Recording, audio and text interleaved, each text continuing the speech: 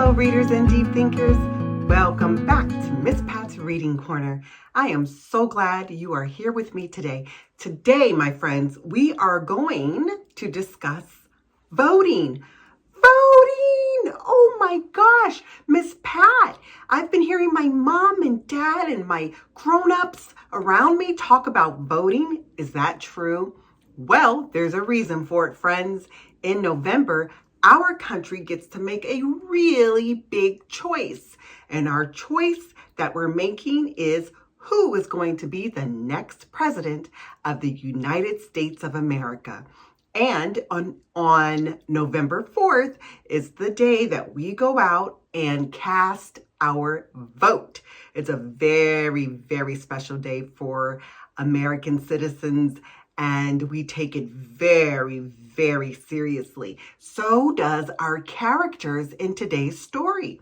Today, we are going to read Your Voice, Your Vote. Your Voice, Your Vote by Leah Henderson, illustrated by Keisha Morris. Are you curious about your voice, your vote? I am. Let's get into it. Your voice, your vote. Quetta drew giraffes by the window as the clock clicked behind her and people shuffled by outside, but Mommy's bus still hadn't arrived.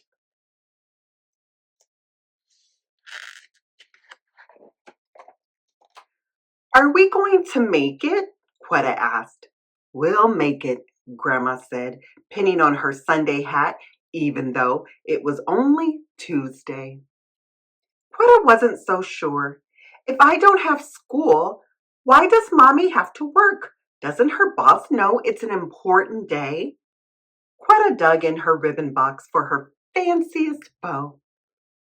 Well, if they don't, your mother sure does. Grandma nodded toward the window. Quetta spotted Mommy's sunshine bright coat as she stepped off the bus. Grandma grabbed her coat, purse, and umbrella. Hurry now, get yourself ready so we can go downstairs to meet her. Make her journey a little easier. You don't need that umbrella, Grandma. Quetta hopped down the steps. It's a perfect day for voting. Baby girl, Grandma said as they reached the bottom step. If you've been on this earth as long as I have, you know to always welcome sunshine. But be prepared for the rain, Mommy added.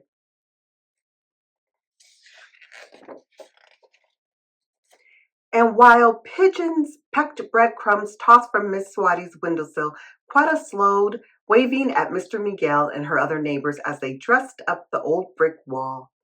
Quetta skipped along the sidewalk. At the corner shop, Miss Louisa crisscrossed hair but gave Quetta 2-finger snap for her flower bow. A basketball swooshed and sneakers clapped pavement as Quetta's friends played double dutch. But Quetta didn't have time to stop. Today, she was going to vote.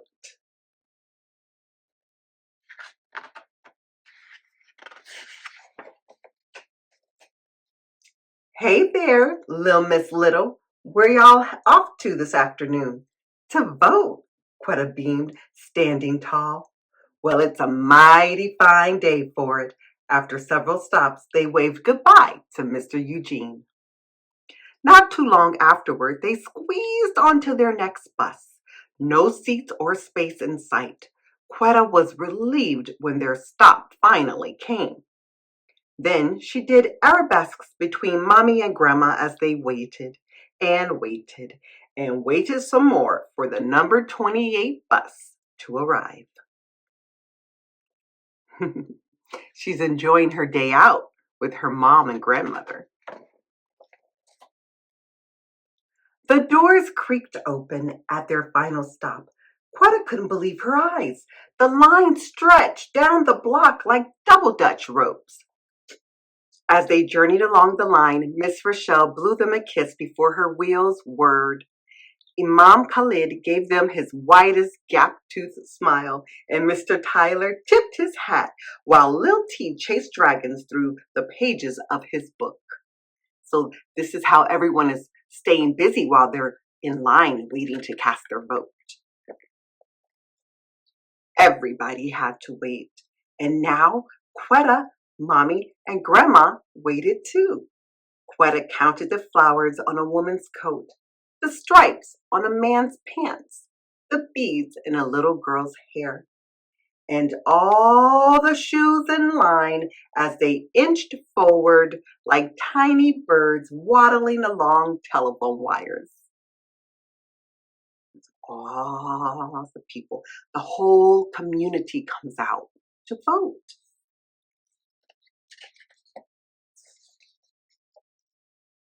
Quetta bounced from one foot to the other. Tired of waiting, the sun grew tired too. It slipped behind the clouds. And soon raindrops polka dotted the ground. "Shouldn't we go home? It's raining," Quetta said, watching raindrops paint some people wet.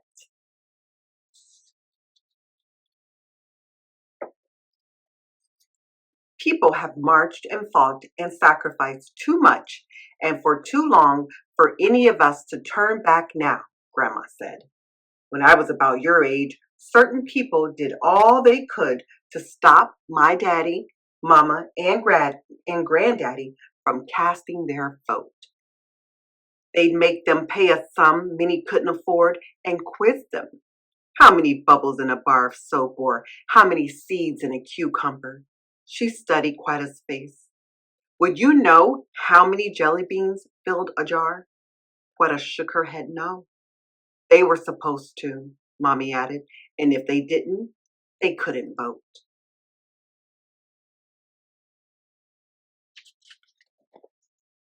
Not everyone has had it easy when it comes to voting, Grandma said. Remember how we met Mommy outside so she wouldn't have to climb the stairs?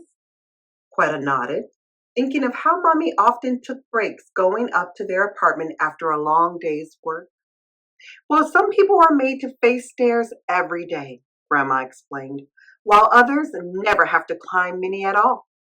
But that doesn't mean we stop climbing. What's at the top is too important. Grandma squeezed Quetta's hand. It's where we find our power to help make change. I guess a little rain can't stop us then, Quetta said, no longer ready to leave. IDs, please, a man requested.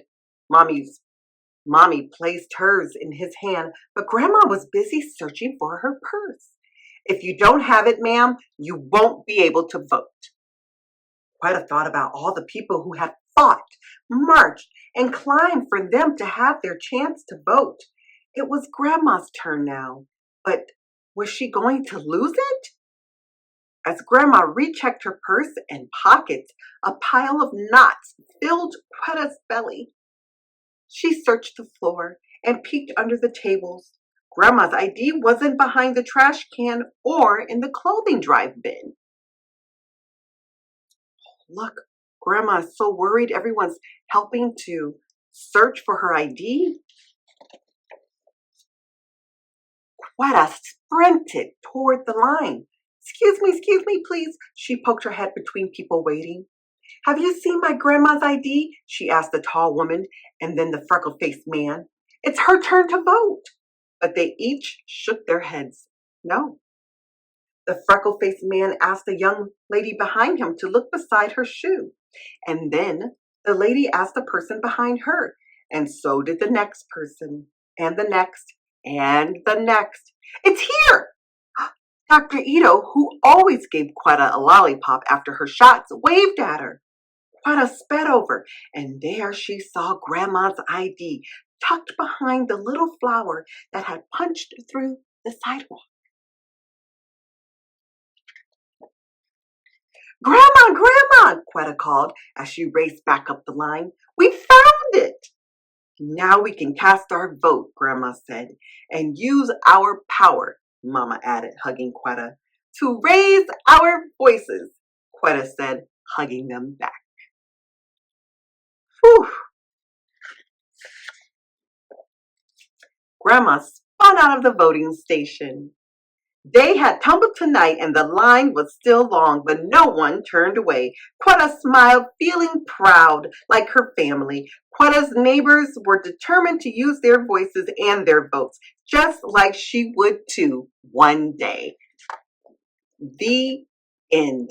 Oh my goodness, friends. Well, this has author's notes, and then there's more reading about voting and um, the right to vote. Friends, that was such an awesome story. So, again, there is something very, very important coming up. It's in November. It's the time that we as American citizens get to cast our vote for the next president and a bunch of other things that are going on. And maybe one day, friends, maybe you too could be someone that we're all voting for in the future. That would be awesome. You could be our next president. Also, friends, you'll get your turn to vote when you turn 18. So that's something awesome to look forward to. All right, deep thinkers, thanks for being here. Remain curious about the world around you. Ask lots of questions and read, read, read. Until next time, bye.